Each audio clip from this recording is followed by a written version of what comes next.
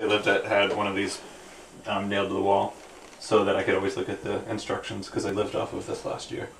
Almost literally. What, lived off of what? Tofurkey. Tofurkey? What's that?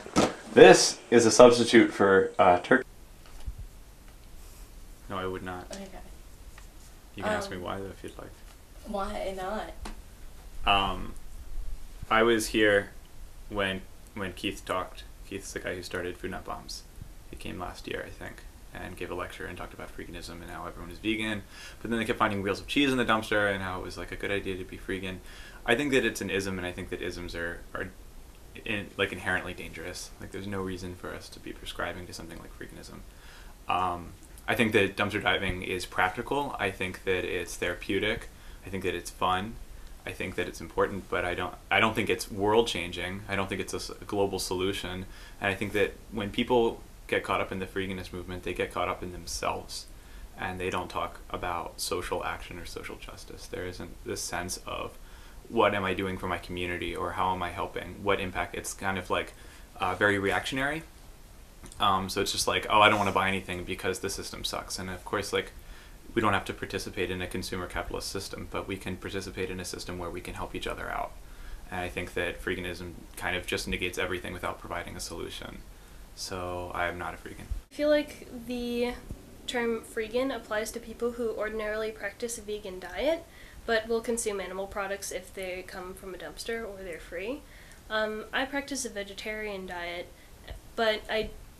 which means that I do buy dairy products, but still from like an ethical source, like a farm or something like that. Okay. How often do you like dumpster dive? I don't have a car, so I kind of run on other people's schedules, so we usually go maybe anywhere like once or twice a week.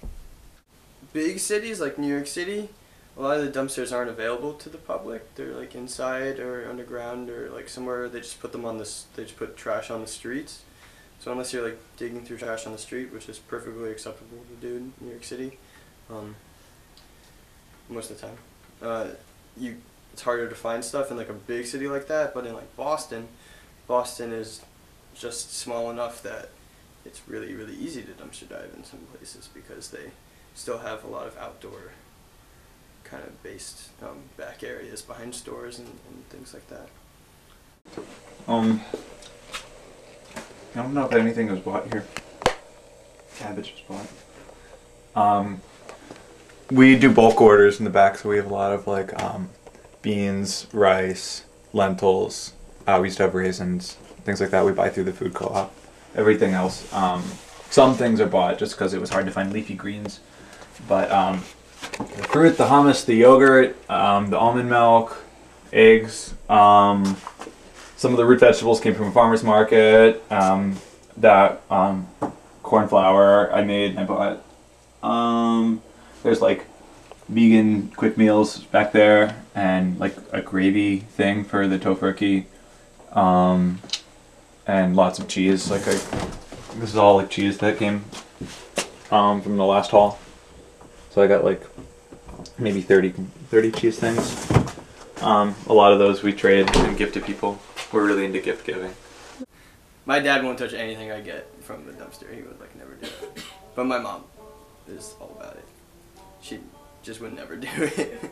Totally an adventure, like running around late at night, there's no one around, like you're doing something suspicious, like people love doing that. I love doing it, like headlamps on, like looking real sketchy, but also like really like hyped and everything like that, and go like listen to like really loud music, like it's fun. It's like a good way to spend the night. It's like going to a party for me, but like sometimes you just can't go to parties every day, you know? I guess it wasn't as good as I was hoping it was going to be. That's good.